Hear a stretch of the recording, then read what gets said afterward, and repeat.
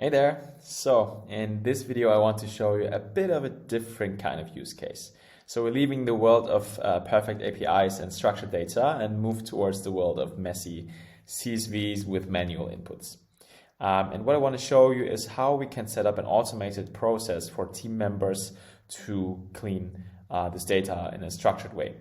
So this is a demo data set. We're going to focus on the country column here, and it's a very typical case. So you have lots of different ways how to write a country. So it could be lowercase, capitalized, could miss some letters, and so on and so forth.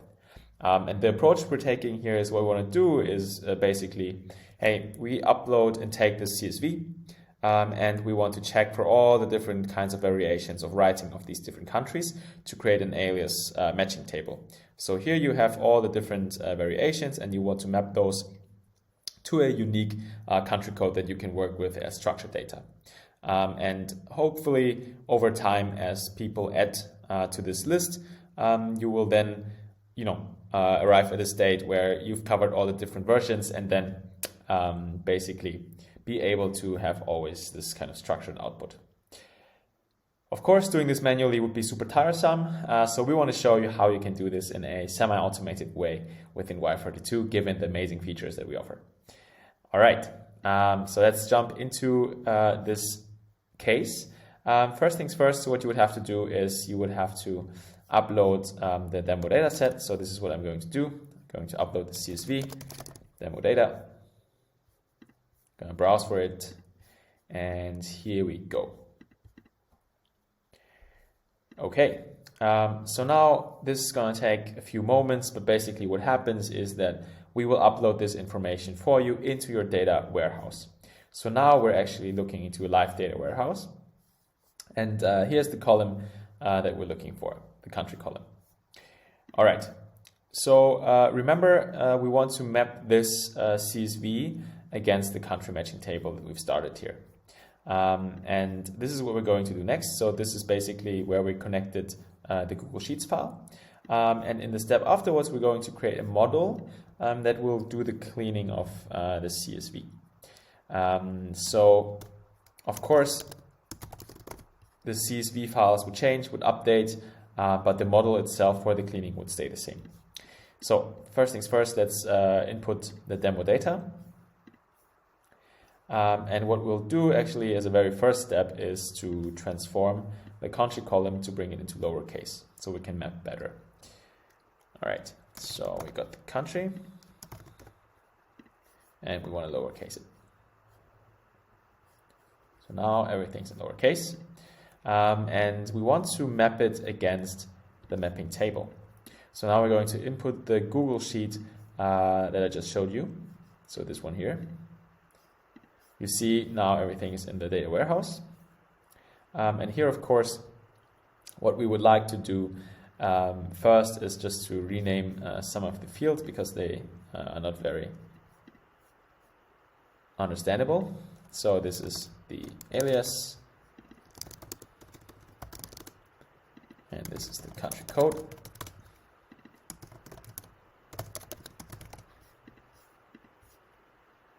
So now this looks fine, and what we also want to do is to lowercase this as well. All right, the alias, and here we go. All right, so now what we will do is to join those two tables based on the country and the alias. So we have the left table here, which is our main table where we have the country, and we have the right table, which is basically where we have the alias. So now we're trying to map those wherever possible to arrive at a table where we have the main table as well as a country code. But we can already see, even in the sample actually, that there's still quite a number of null values, so basically where the mapping hasn't worked out. But the idea would be, if everything was mapped, we would now create an output table for the teams to work with this, where basically instead of having to work with the country column, they have the country code column. Okay, so now the question is, how do we handle those missing aliases?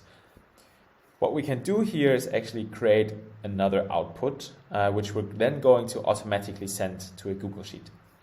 So what you can imagine is basically I want to have this list of missing aliases to look at and to then be able to add to my matching table here.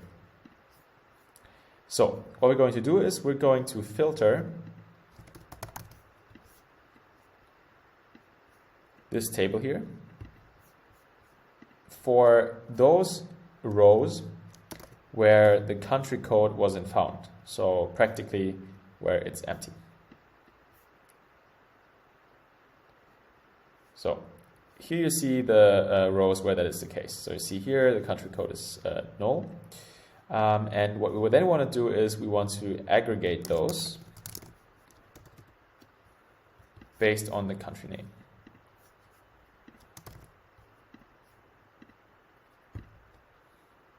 Okay. So let's just say how many we got. Count missing. So we're just going to take country and count. All right, so we see there's two issues. So there's US of A with 10 of these cases, and there's Urbana, which is actually a state in the United States. So we'll have to account for these two cases. So what we're going to do is we're going to create an output table that just gives us these missing aliases. So this is what we would expect. So let's save this model. What you see here is basically a version control, so you can always roll back to previous versions of a model. And now I'm going to show you the feature that will help you to send this information automatically to the Google Sheet, which is called Automate. So we're going to create an automation, which the feature basically allows you to send any output tables that you have back to the different tools, CRMs, email marketing, and in this case, a Google Sheet, so the teams can continue working with the data. So here we're going to work with missing aliases. All right, I got to authorize with Google Sheets for a moment here, so I can actually pick the file where I want to send the data.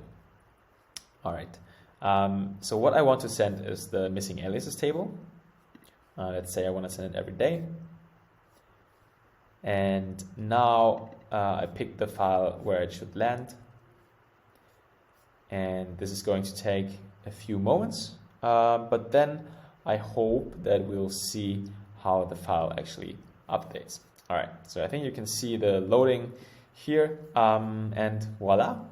Just like magic, you see how the output table that we created in the data warehouse via Y42 is now actually represented in the Google Sheets for the teams to look at. And this is basically how the process can be structured. I want to take it one step further. So I want to show you this other feature here, which we call Orchestrate, which basically allows you to chain together different data sources and updates. So what you see here is the different integrations as well as data models. And what we want to do is basically saying that if the country matching table updates, I also want to update my missing aliases as well as the actual output table with which the teams would work. And in the further step, what we're going to do is we actually want to update our missing aliases Google Sheet as well once the missing aliases output gets updated. So let's see how this would look like. Of course, the step here would be in terms of data cleaning as described. We would add these two aliases here, include the country code USA. And now what would happen would be an update, but typically this would be automated. But for now, we would trigger this manually.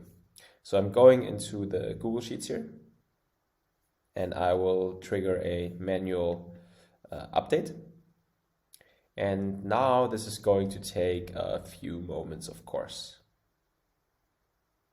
So while this loads, basically here within the Orchestrate feature, you will also see now that actually, hey, the Google Sheets was updated. And what it does is that it triggered these two models that we just looked at, right? So, and you just saw here in the corner of the eye that those two were pretty much updated as well. So now you see the pending status moved to the success mode.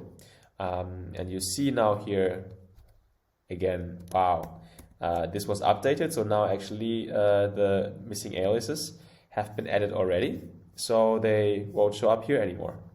And now we have a complete matching rate. So yeah, this is how we can use the automate feature to help with the processes and stream data back to the tools where they're needed by the different teams.